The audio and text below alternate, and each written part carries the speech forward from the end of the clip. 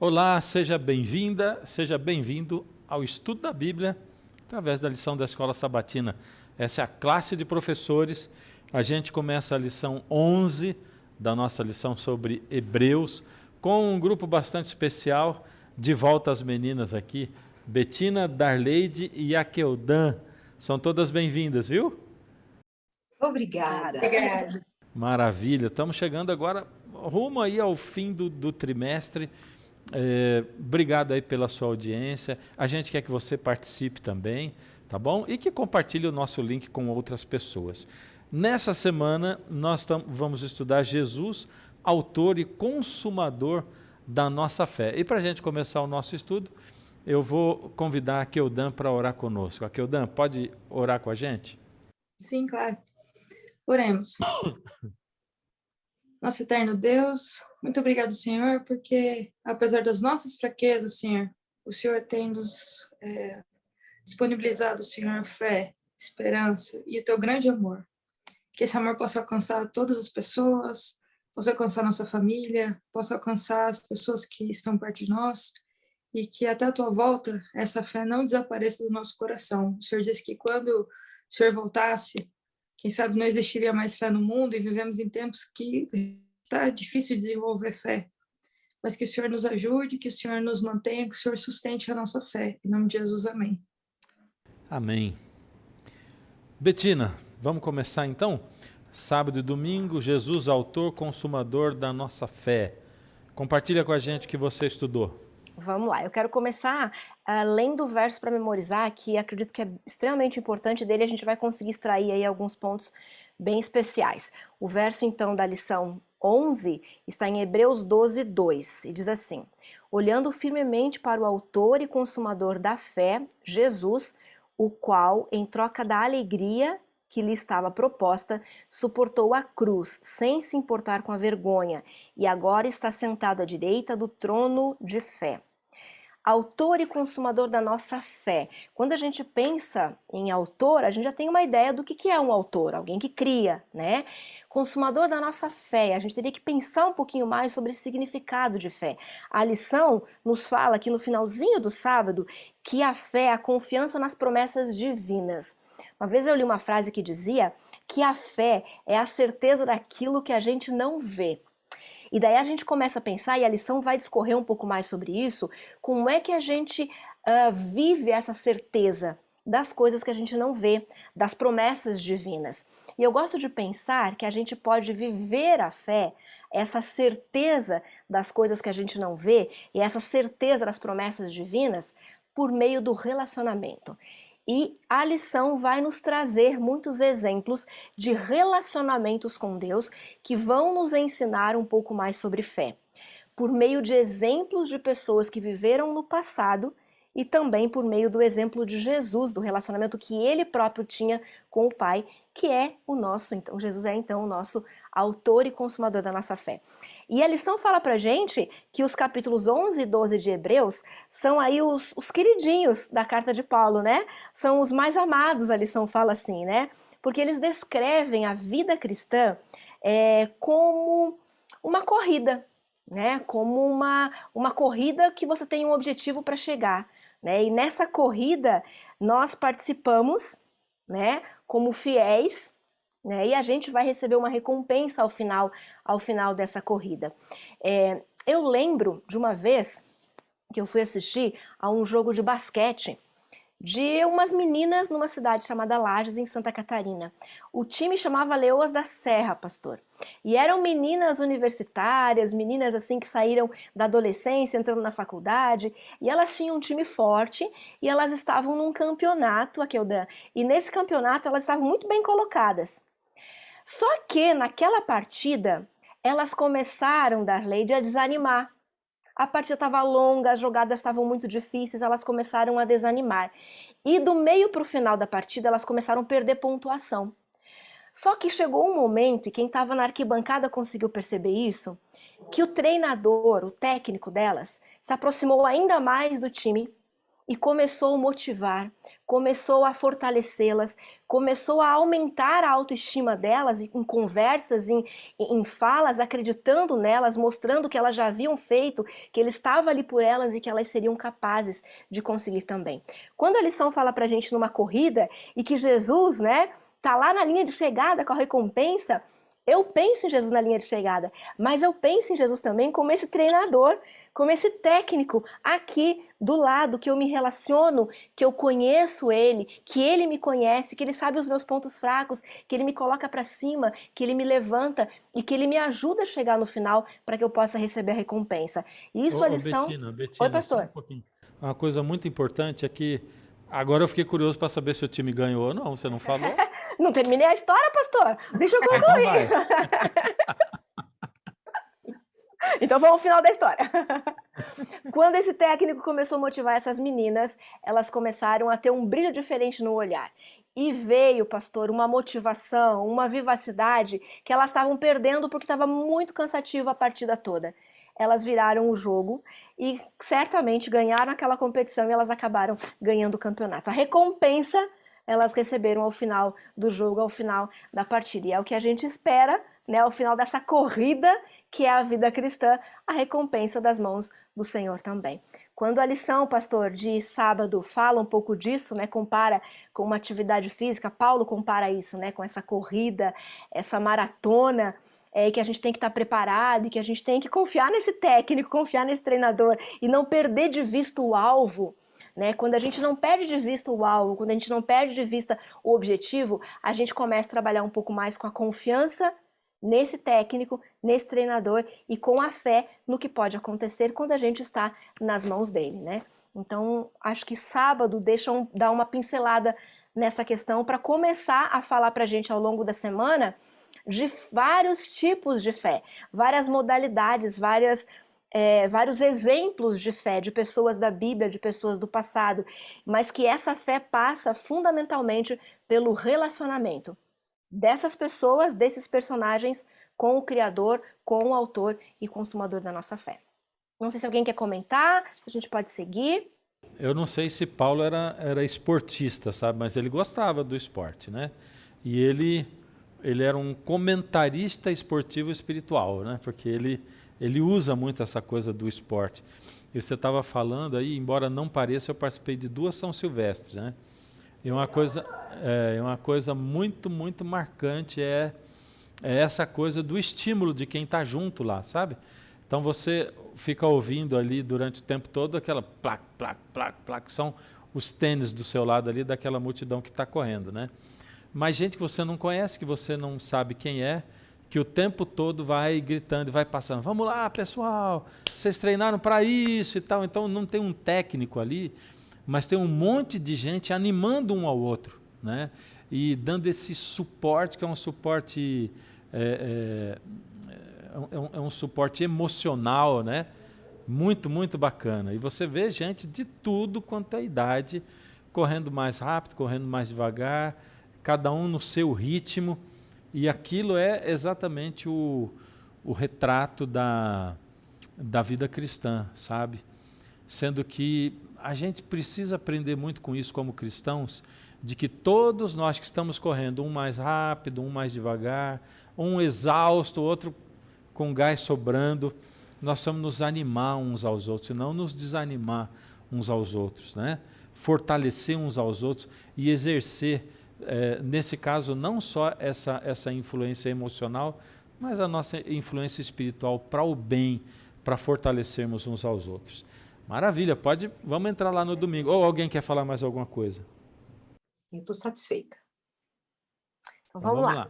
Pastor, o domingo fala pra gente assim, o justo viverá pela fé. A gente ouve muito isso, né? Eu lembro quando eu não estava na igreja, quando eu cheguei à igreja, eu ouvia muito essa frase.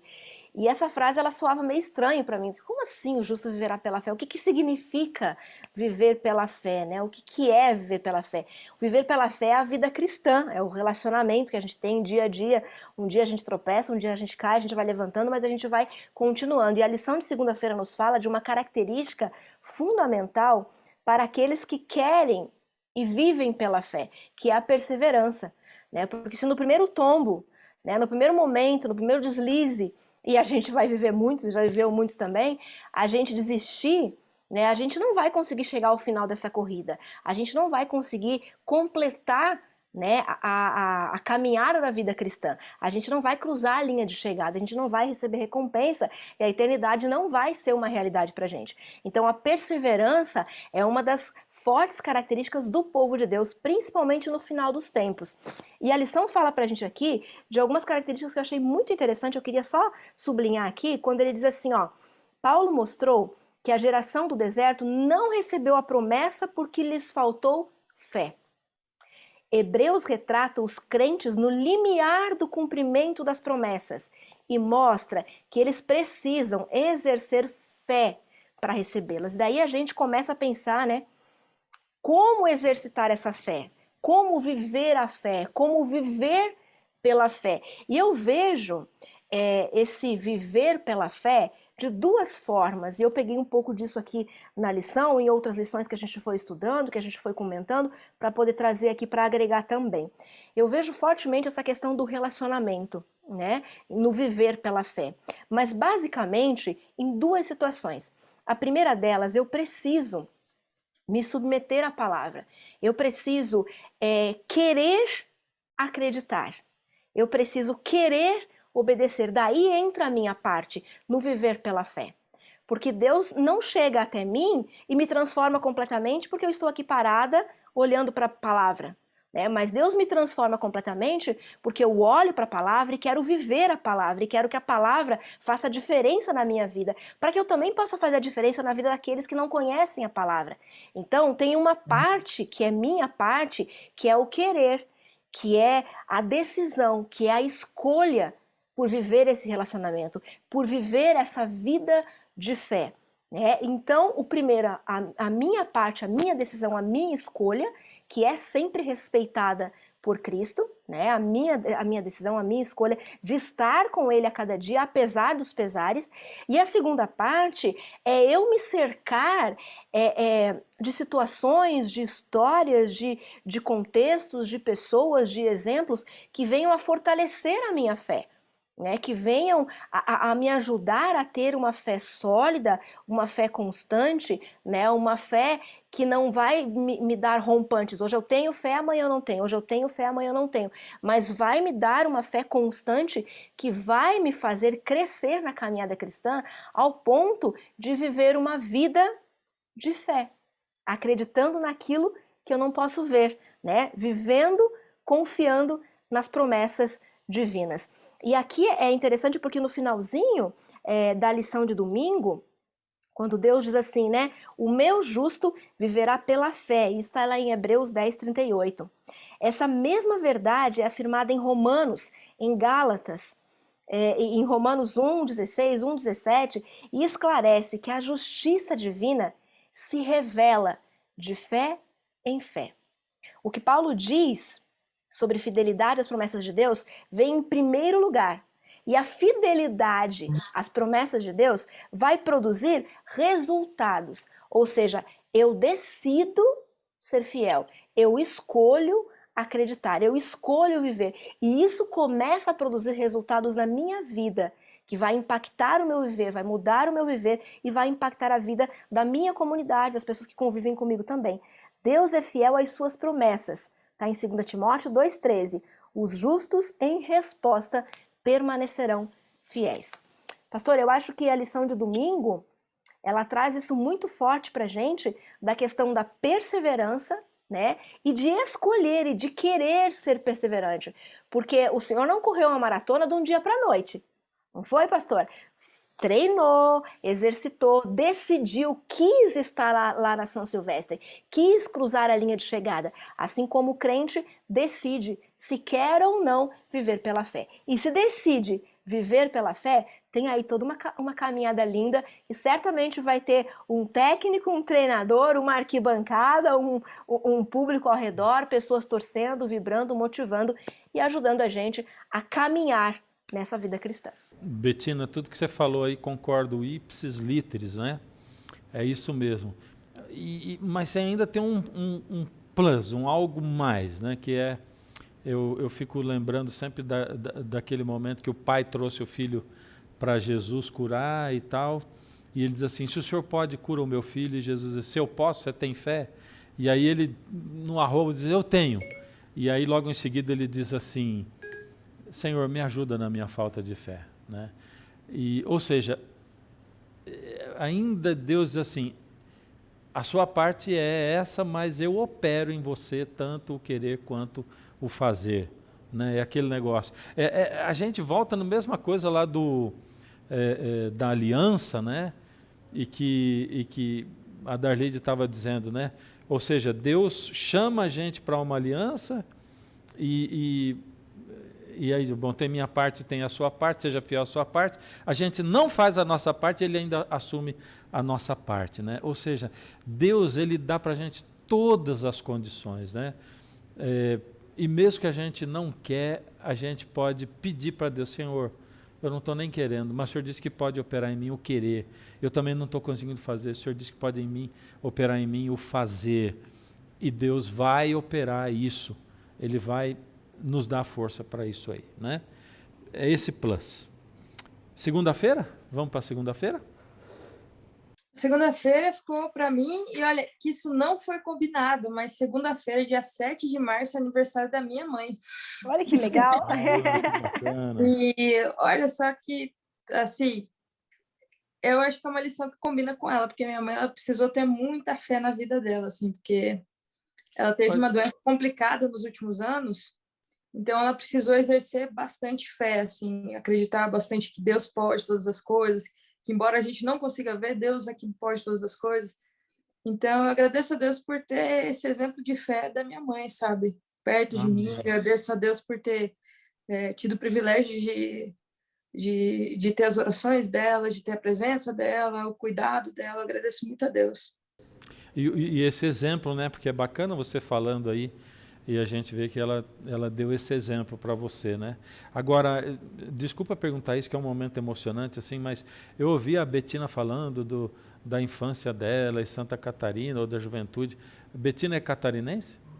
Pastor, eu nasci no Rio Grande do Sul, me criei em Santa Catarina e moro no Paraná. Entendi. E a Keldan? Eu nasci no Rio Grande do Sul, cresci no Paraná e moro em São Paulo. Mas você morou em Santa Catarina também, não? Também. Então eu errei. Maravilhoso. Ninguém nasceu em Santa Catarina. Pronto. Pode continuar. Então, Hebreus, esse capítulo de Hebreus é bonito demais, né? Hebreus 11 é um dos capítulos que eu acho mais lindos da Bíblia. E diz assim, ó, a fé é a certeza de coisas que se esperam, a convicção de fatos que não se veem. Só que a gente tem que tomar cuidado aí com as nossas interpretações, porque a fé, para algumas pessoas, em algumas pregações, passou a não ser mais fé, passou a ser a razão. Então, quando eu tenho certeza das coisas, eu não preciso de fé, porque eu já tenho, né? Tenho razão. E para algumas pessoas, a fé passou a ser dúvida. O que você tem fé? Eu tenho a fé da dúvida. Também não é fé, né? Então, tem algumas pessoas, e até, tipo assim, por muito tempo eu ouvi gente falar que a fé não abre espaço para dúvida. Se a fé não abre espaço para dúvida, não existe fé, eu tenho certeza. Eu posso querer provar todas as coisas e tal. E não que seja errado a gente aprender ciência, aprender história, isso é muito importante. Aprender arqueologia, mas eu querer provar tudo, não, aqui está a prova de Deus. Deus não se coloca em laboratório, não tem como a gente provar. O que existe, a certeza que eu tenho é dessa escuridão. A certeza que eu tenho é que muitas vezes na minha vida não existe possibilidade. A minha fé não está nas coisas que eu posso fazer. A minha fé está em Deus. Hoje no Brasil, né, tipo, a gente tem essa questão da fé muito aflorada, né? Não é importante onde está fundamentada a minha fé, mas o importante é que eu tenha fé. O que é importante é acreditar. E as pessoas acreditam que se eu tiver muita fé, eu posso mudar algumas coisas. Então, as pessoas não têm fé em Deus, as pessoas têm fé na fé, que também não é fé. Eu sei que está virando uma lição meio confusa, mas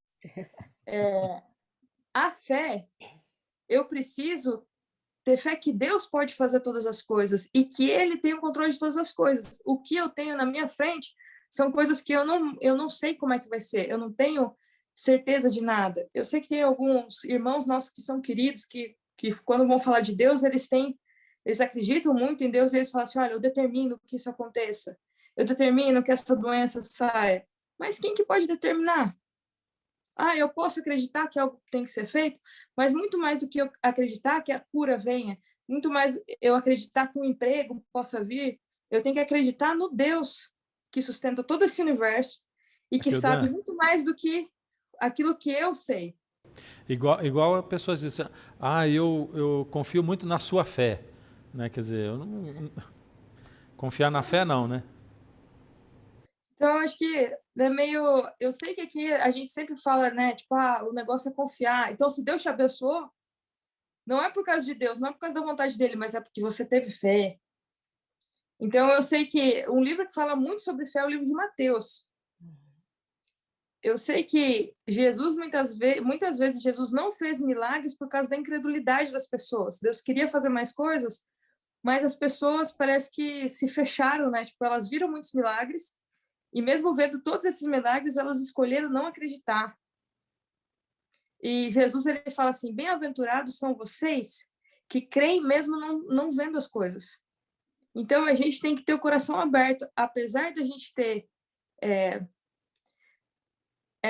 tá imerso nesse mundo que é tão confuso, que é tão difícil, que a gente não consegue olhar, a gente tem que acreditar que Deus ele sustenta todas as coisas. Fé é uma possibilidade, fé não é obrigatória. Se eu vejo, parece que fé é obrigatória, mas fé é uma possibilidade. Eu escolho acreditar que Deus tem o controle de tudo. E eu acredito que não é eu que determino que tem autoridade sobre nada, mas é Deus que tem autoridade sobre tudo aquilo que existe e sobre até aquilo que não existe também. Amém. É isso mesmo. Alguém quer comentar alguma coisa? Nós seguimos em frente.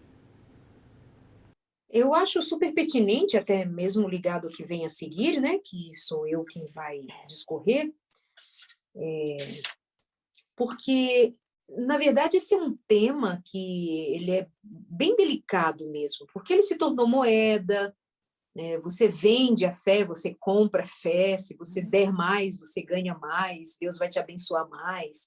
Tem uma série de ideias desenvolvidas sobre a fé, né, em diferentes crenças, diferentes maneiras de se relacionar, mas todas as vezes que eu me pego em alguma dúvida sobre como é que eu me comporto, digamos assim, em relação a esse tema, eu volto justamente ao que Jesus Cristo fez, com a absoluta confiança que ele tinha no Pai, ainda assim, ao final da sua oração, depois do seu pedido, ele diz, faça-se contudo a tua vontade. Uma fé que não deixa espaço para Deus agir, ainda que contrariando a minha vontade inicial, é uma fé que deve ser questionada. Que confiança é essa? Que ela só se estabelece se as coisas acontecerem de fato como eu determino, né? Então, isso que você traz é o que é muito pertinente mesmo, juntamente com o que a Bettina compartilhou sobre a necessidade da fé, da confiança, mas esse entendimento a respeito dos que estão na galeria da fé de Hebreus 11, é muito para nos mostrar que as coisas não sairão da forma como nós desejamos para o agora, mas há uma promessa para ser alcançado, um prêmio a ser alcançado, e eu preciso dar espaço para que as coisas aconteçam até lá, mesmo que fujam do que eu tenho esperado. Quando eu orei muito para que minha filha saísse da UTI, mas naquele momento ela morre, a minha fé precisa ser uma fé que se sustente em Deus, apesar de ele ter permitido a morte da minha filha. Eu acompanhei recentemente um caso de uma mulher incrível, de uma fé assim, que demonstrava algo de inabalável, e ela tinha um câncer, e esse câncer que, diria, o prognóstico era para alguns meses só de vida, algum tempo só de vida, ela ficou 4 anos. Mas ela tinha a certeza absoluta e ela determinava que viveria, e eu não trago nenhuma desonra sobre a sua fé, muito pelo contrário, mas foi mais uma vez uma oportunidade de eu aprender a deixar espaço para dizer, Senhor, seja feita a tua vontade. Se é da tua vontade que eu morra agora, que até a minha morte seja um testemunho de que eu morri crendo. Então, é algo que, de fato, precisa saltar aos nossos olhos. Uma fé que não dá espaço para o agir de Deus, a soberania de Deus, ela se mostra frágil, né? Porque se ela não acontece como eu esperava, eu posso, então, concluir: Deus não existe, Deus não cumpre sua palavra, suas promessas não são reais, enfim. Mas aí vem Moisés, que é o personagem de estudo da terça-feira, falando a respeito de Moisés crendo no impossível. E lendo Darley, você Hebreus... falou uma coisa que eu fiquei com muita vontade de... Eu não tinha pensado, mas você me fez pensar. Parece que esse tipo de fé, que tipo assim, é a minha fé, o importante é eu acreditar, parece que às vezes tira Cristo do centro e coloca eu no centro, porque o importante não é Cristo mais, mas é eu que preciso acreditar bastante. E parece assim, o que Jesus falava assim, olha, se a sua fé for do tamanho de um grão de mostarda, se você abrir espaço no seu coração para essa possibilidade, a sua fé, aquilo vai ser grande não por causa da sua vontade de fazer, mas porque Deus é grande e Ele pode fazer grandes coisas, né? Para mim... Pode falar, Darleide. Não, é que tem fé que parece que se confunde com pensamento positivo, né? Eu penso.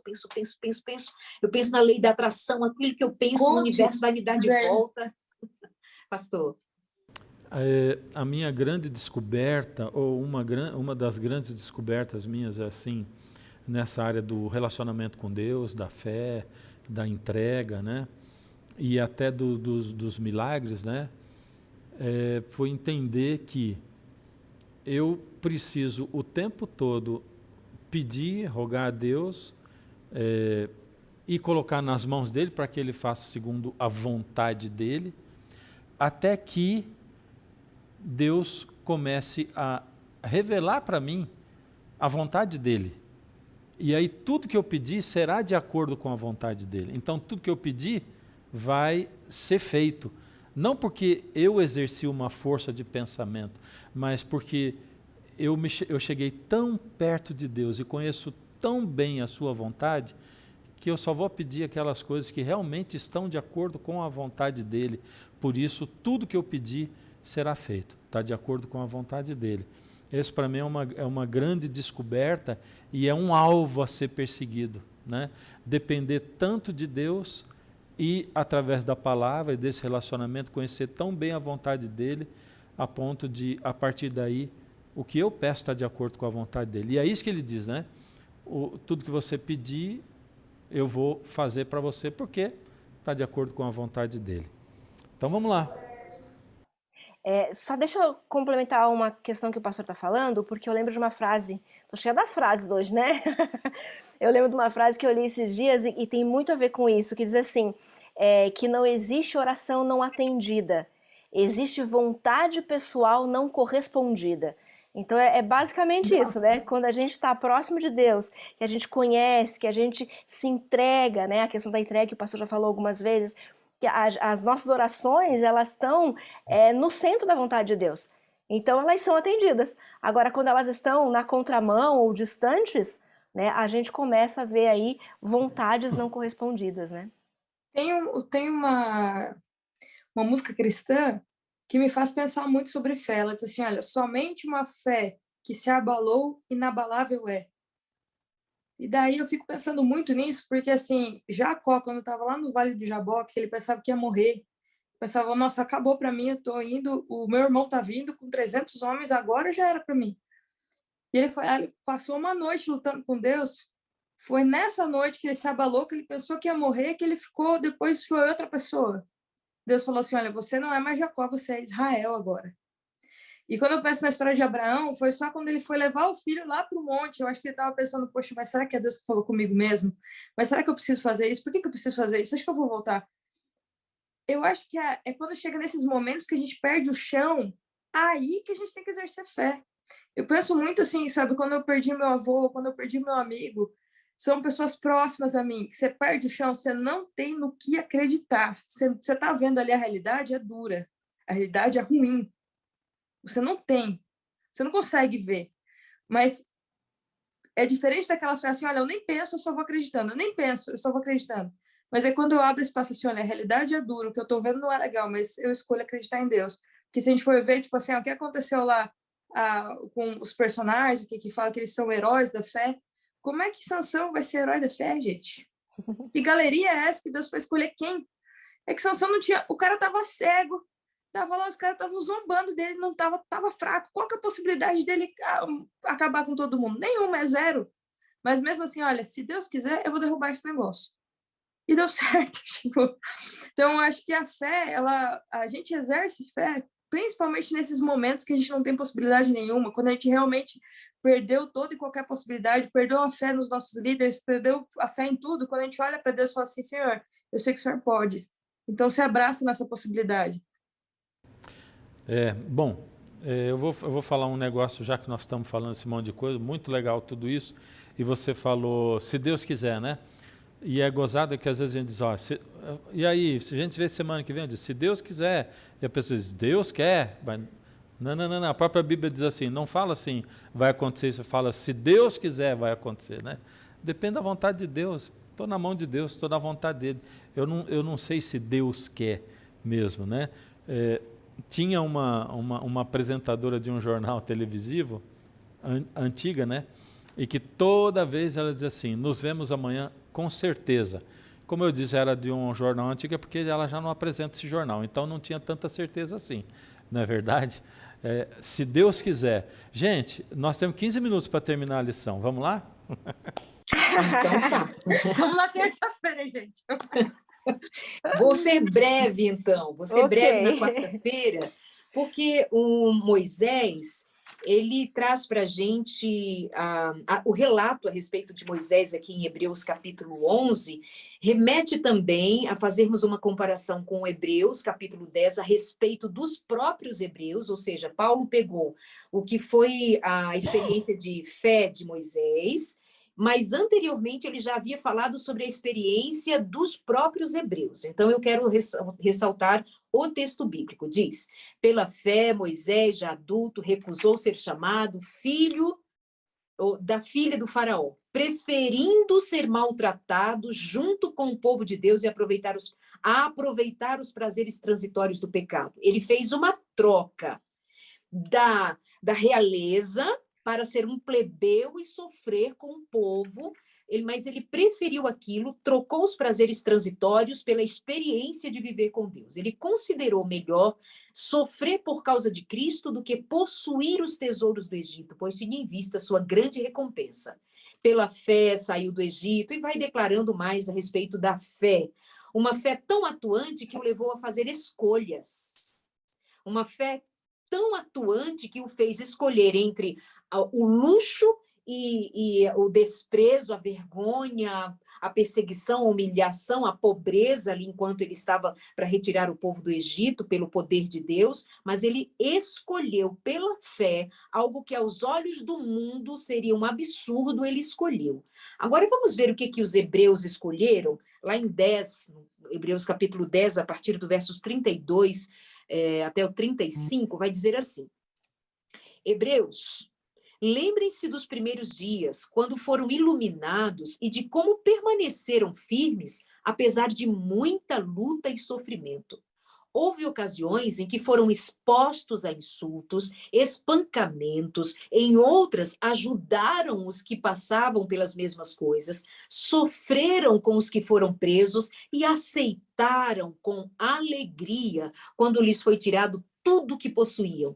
Sabiam que lhes esperavam coisas melhores que durarão para sempre. Se a nossa fé nos sustentar no sofrimento, nos fazendo olhar para frente, para a expectativa do que Deus fará, a nossa fé então estará sendo provada e será aprovada, porque foi assim no passado, desde os patriarcas, foi assim como no caso dos hebreus, dos próprios discípulos, os seguidores de Jesus, e precisa ser a fé de 2022 na minha e na sua vida.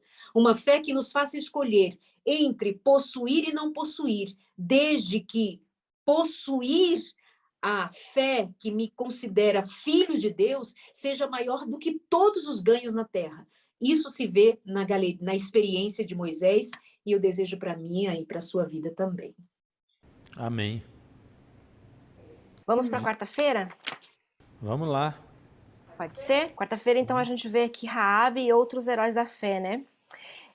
E a Akel perguntou agora há pouco, né? O que seria Sansão, né? Na galeria dos heróis da fé, né? A gente se pergunta, né? E Raabe? Né? O que seria Raabe na galeria dos heróis da fé? Ela é uma das personagens mais inesperadas, né? Mais inusitadas para estar na galeria dos heróis da fé. E aí a gente vê como Deus olha não para quem a gente é, mas para quem a gente pode ser quando a gente está nas mãos dele, quando a gente está entregue a ele de verdade, né?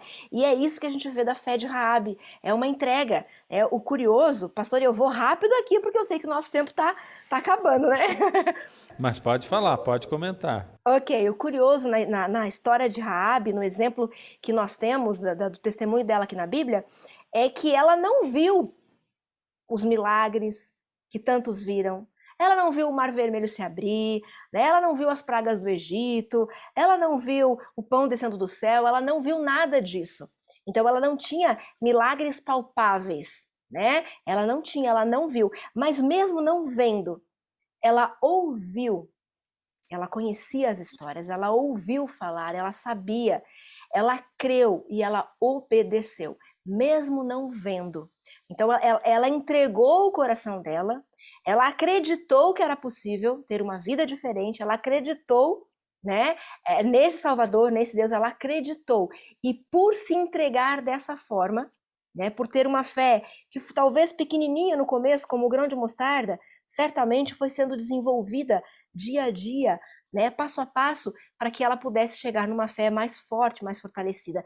Mas o começo, Raabe não viu, mas ela ouviu, ela creu e ela obedeceu. Raabe era uma prostituta e está na galeria dos heróis da fé, porque a fé que ela apresenta, por meio do texto bíblico, é um exemplo do que nós podemos fazer se nós também crermos e obedecermos.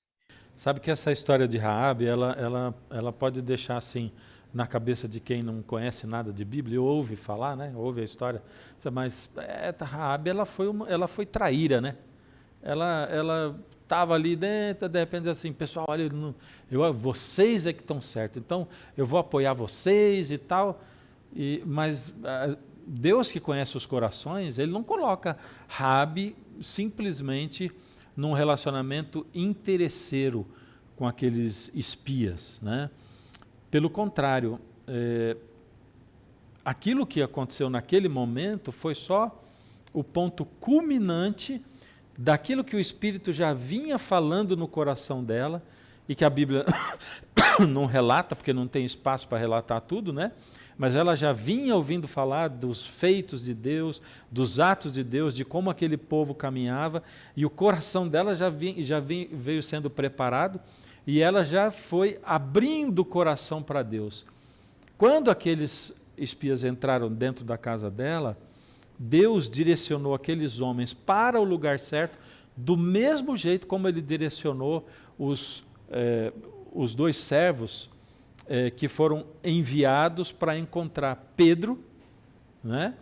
Enquanto Pedro estava acabando de ter uma visão sobre animais imundos, chamando Pedro para ir na casa de um gentio, né? Deus preparou o coração de Pedro para essa missão, Deus preparou o coração de Raabe, e aqueles homens chegaram dentro da casa dela no momento culminante onde ela estava fazendo uma entrega da vida dela para Deus. Então, é muito bonito a gente pensar como Deus prepara pessoas, e Ele faz isso todo dia, o dia inteiro, né?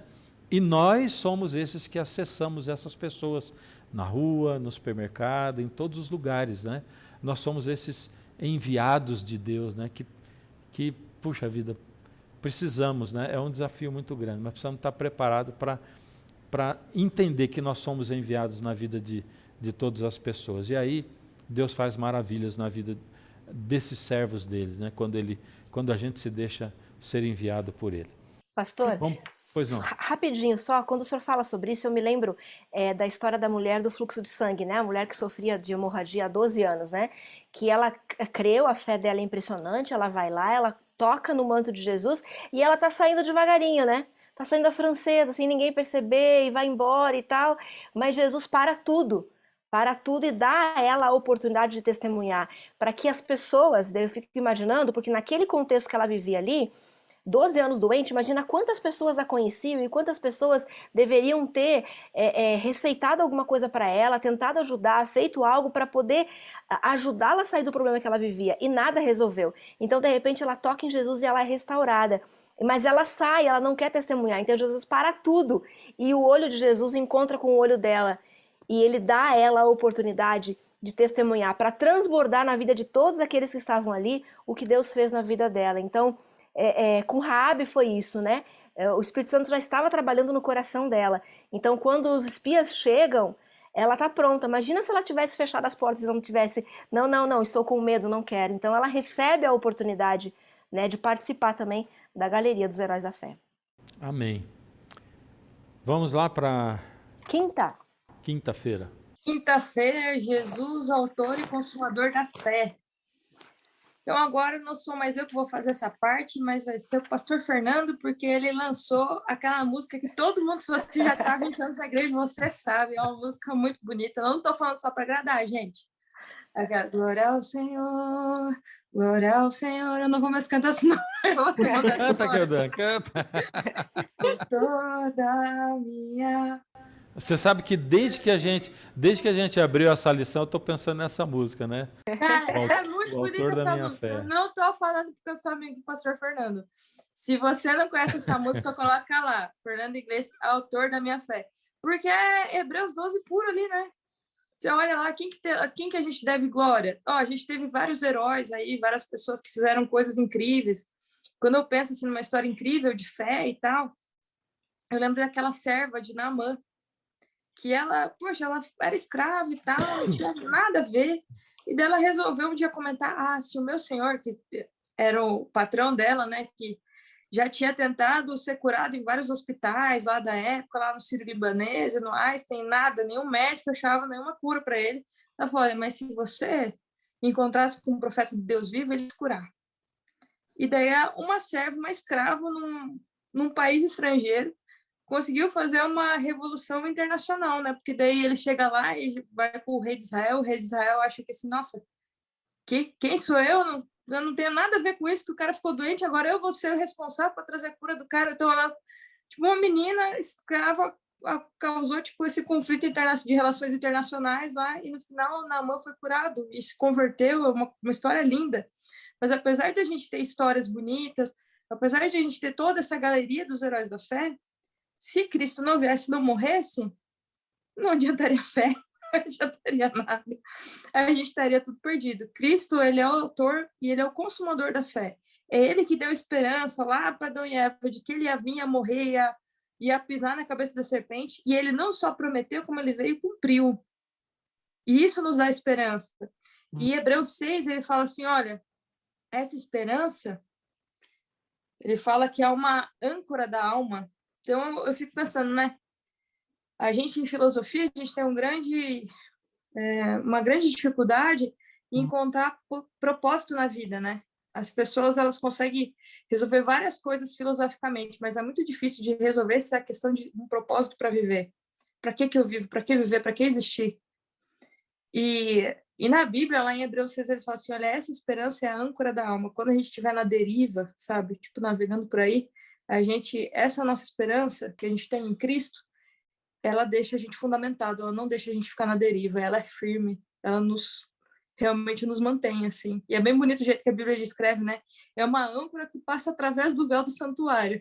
Acho que Paulo, ele quer colocar tudo, né? Tipo, quer colocar aqueles professores que querem ensinar tudo. Olha, aprenda.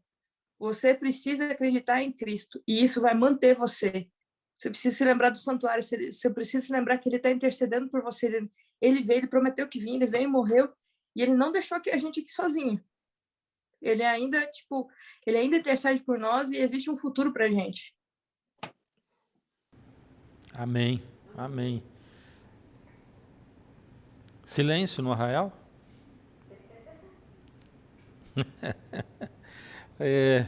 Esse é o Senhor Jesus que fez tudo por nós e ainda faz, e ainda se dispõe o tempo todo para caminhar ao nosso lado. E quando eu olho para o consumador, eu sempre gosto de dizer assim, Jesus já fez o mais difícil, né?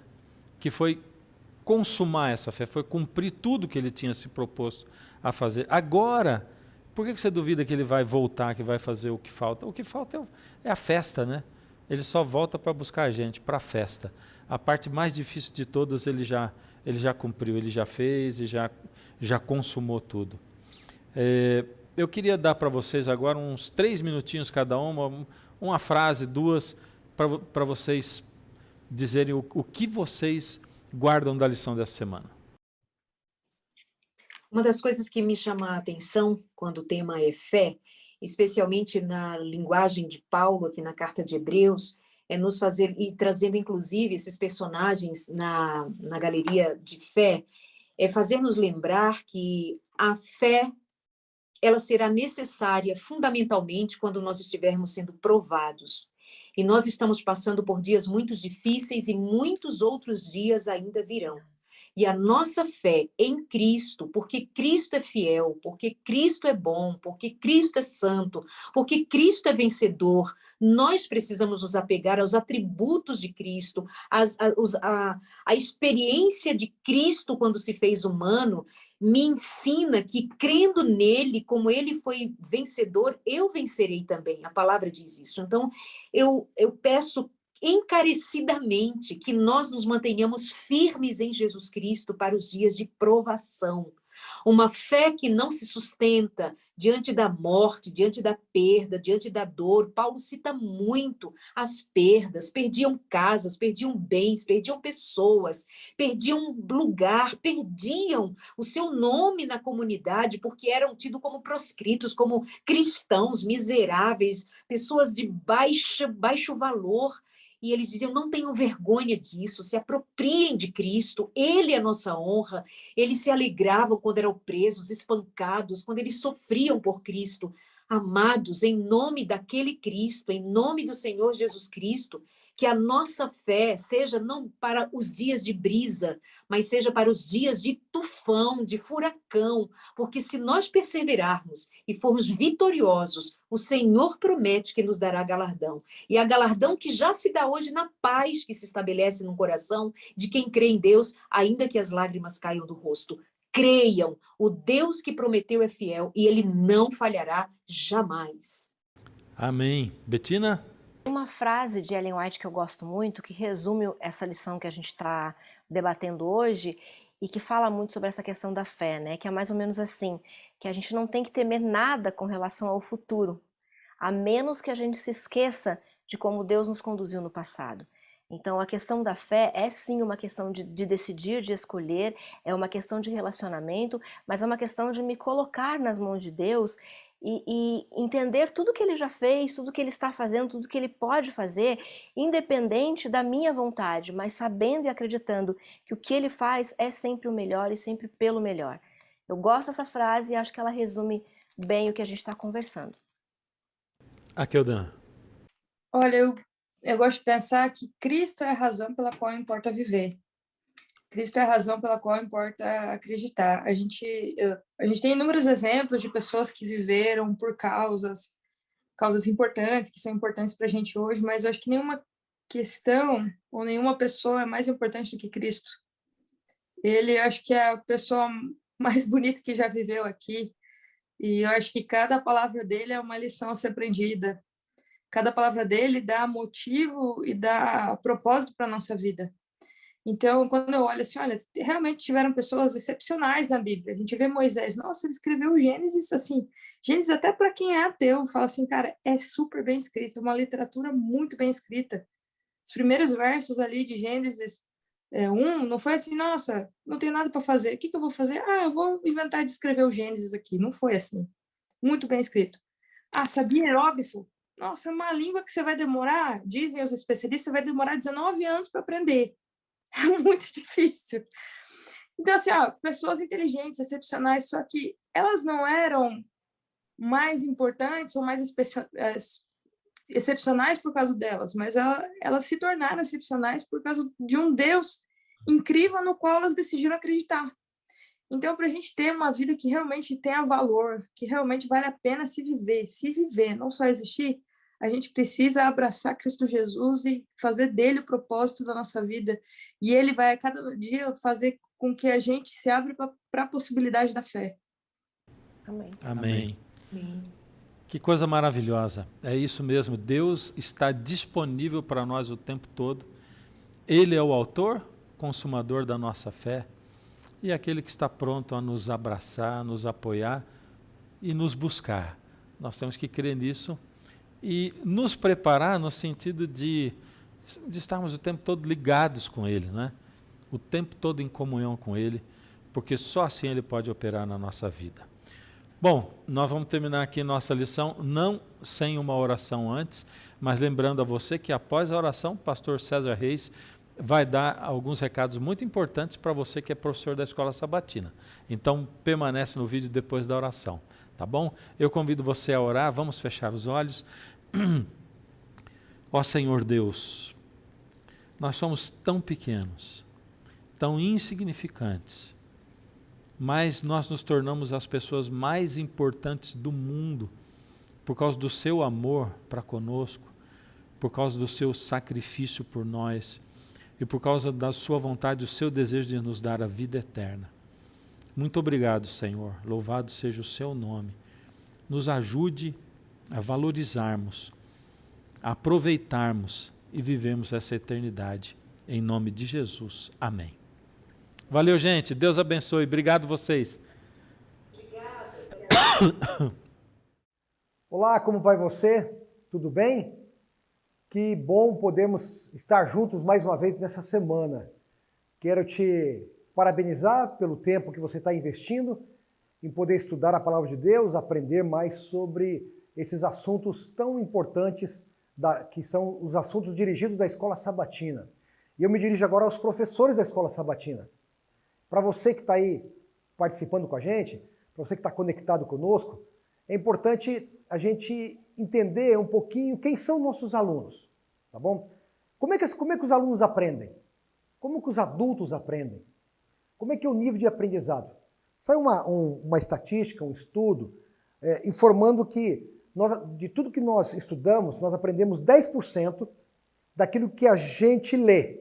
Se você pegar um livro, não é? Como a lição da Escola Sabatina, se você pegar a lição da Escola Sabatina, se você estudar, você vai ter um nível de aprendizado. Ou seja, de tudo que você lê, em média, nós guardamos aí 10% daquilo que nós lemos. Quando nós ouvimos, quando você só lê, você guarda 10%. Quando você ouve, não é? Quando você participa de uma palestra, quando você participa de um evento, de um seminário, de um treinamento, ou quando você participa ali do estudo da Escola Sabatina, em média, nós guardamos aí, nós aprendemos em média 20%. Então, de tudo que é apresentado, a gente consegue reter aí 20%. Agora, quando você vê, primeiro quando você ouve, eu ouvi, não é? Primeiro quando você lê 10%, quando você ouve 20%, e quando você vê uma tela, uma imagem, quando você lê, quando você ouve, quando você vê a tela, vai desenvolvendo aí as tuas aptidões, os teus sentidos, o aprendizado ele vai melhorando. Portanto, o aprendizado chega a 30%. Então, quando você lê 10%, quando você ouve 20%, e quando você vê, você tem um aprendizado um pouco melhor. Quando você vê, eu vi e ouvi. Então, o nível de aprendizado ele vai aumentando aí para 50%. Olha que legal isso. Quando você vê e quando você ouve, o seu nível de aprendizado ele sobe para 50%. Quando você vê, quando você ouve e quando você fala, quando você participa, o seu nível de aprendizado vai para 70%. Por isso que é importante para você, professor da Escola Sabatina, fazer com que o seu aluno fale, com que seu aluno leia, ele escuta, ele participa. Não tem dúvida que, na medida em que ele tiver essa interação, o nível de aprendizado vai ser muito, muito melhor, vai ser com melhores resultados. Mas quando a gente vê, quando a gente ouve, quando a gente fala ou participa, e quando a gente faz, o nível de aprendizado nosso aumenta aí para 90%. Portanto, na escola sabatina, você, professor, se você puder levar algo que você possa mostrar para eles, quem sabe que eles possam tocar a participação deles. Eu lembro que numa classe da escola sabatina, uma unidade de ação da escola sabatina, o professor fazia assim, ele tinha um quadro pequeno, assim, um flip chart. É aquele que tem um cavalete, tem as folhas, aquelas folhas brancas, não é? E ele escrevia ali, fazia as pessoas participarem. Claro que o nível de aprendizado vai ser muito maior, porque a pessoa está vendo. Se você levar uma folha, uma imagem, uma ilustração, isso vai fazer com que os seus alunos aprendam mais. Porque escutando é um nível de aprendizado. Vendo é um outro nível de aprendizado. Quando você ouve, vê. E quando você fala, quando você participa, o teu nível de aprendizado é maior. Mas o maior nível de aprendizado é quando a gente ouve, quando a gente vê, quando a gente fala e quando a gente faz. Por isso que é importante, professor da escola sabatina, você formar novos professores. Abrir espaço para que outros possam participar, convidar os irmãos da classe ali para participar, passando a lição numa semana seguinte. Quem sabe dividir isso entre a sua classe, 2, 3, 4 ali, que gostariam de participar, que você vê que tem potencial para participar. Isso é de extrema importância e você vai estar gerando novos professores da escola sabatina. O que você acha disso? Você topa em fazer isso comigo? Pensa nisso nessa semana.